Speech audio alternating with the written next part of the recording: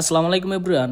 আজকের ব্লগটা একটু স্পেশাল, কারণ আমাদের সবার প্রিয় ইমরান কাকু হঠাৎ করেই দুবাই থেকে দেশে ফিরে আসছেন। আর কাকুকে ইরান ও ইসরায়েলের যুদ্ধের ভয়ানক পরিস্থিতির কারণে হুট করে দেশে ফিরে আসার সিদ্ধান্ত নিতে হয়েছে। যদিও পরিস্থিতি একটু চিন্তার ছিল, কিন্তু এখন আমরা খুবই খুশি এবং এক্সাইটেড, কারণ এখন কাকু সেফলি আমাদের কাছে ফিরে আসছেন। আর আমরা এখন সবাই মিলে রওনা দিয়ে দিলাম এয়ারপোর্টের উদ্দেশ্যে। গাড়িতে আমার সাথে আছে কাকি, তাপসির, আরাফ ও তুয়া। সবার চোখে মুখে যে আনন্দ সেটা বলে বোঝানো সম্ভব না। তবে কাকিকে দেখে মনে হচ্ছিল কিছুটা টেনশনেও আছেন। ওখানে যুদ্ধের পরিস্থিতি দেখে অনেক চিন্তায় ছিলেন হয়তো সেজন্য।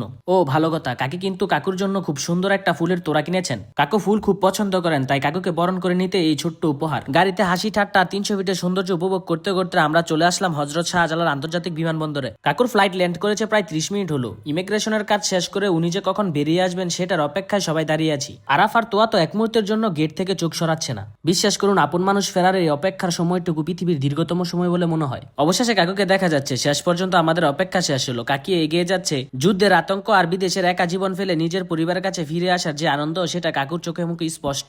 এই মুহূর্তটা ভাষায় প্রকাশ করার মতো না। আমরা সবাই খুশিতে আত্মহারা ছিলাম। আর সবচেয়ে বড় পাওয়া হলো এবার আমরা কাকুর সাথে কুরবানির ঈদ করতে পারবো। যুদ্ধের ওই দুশ্চিন্তা কাটিয়ে কাকু এখন আমাদের সাথে। কাকি আর ছোটদের আনন্দ দেখে আমি ভাষা হারিয়ে ফেলেছি। আসলে এই পরিবারের সবাই একসাথে হওয়ার আনন্দটাই অন্যরকম। আর বাসায় ফিরে আসার সময় আমাদের সাথে একটা মজার কাহিনীও হয়। বিদেশ থেকে আনা কাকুর জিনিসপত্র গাড়ির ব্যাগ ডালে না রাখতে পারার কারণে রাখতে হয় প্রাইভেটের সামনের সিটে, আর আমাদের সবাইকে বসতে হয় পিছনের সিটে। তবে এটাকে আমরা এনজয় করছিলাম। হাসি ঠাট্টা মজা করতে করতে আমরা কাকুকে নিয়ে বাসায় ফিরলাম। বাসার পরিবেশটা এখন একদম বদলে গেছে। যুদ্ধের ভয় কাটিয়ে কাকু এখন সুস্থভাবে আমাদের মাঝে। আর অবশেষে আমাদের পরিবারটা পূর্ণতা পেল। এই ঈদটা আমাদের জন্য অনেক স্পেশাল হতে যাচ্ছে, কারণ আমরা সবাই এখন একসাথে। দুবাইয়ের সেই যুদ্ধের আতঙ্ক এখন অতীত। এখন শুধু আমাদের আনন্দের সময়। কাকু ফিরে আসাটাই আমাদের জন্য এবারের ঈদের সেরা উপহার। আপনারা সবাই আমাদের জন্য দোয়া করবেন যেন আমরা সবাই মিলে খুব সুন্দর একটা ঈদ কাটাতে পারি। আজকের ব্লগটা এখানে শেষ করছি। দেখা হবে অন্য কোনো ব্লগে। আল্লাহ হাফেজ।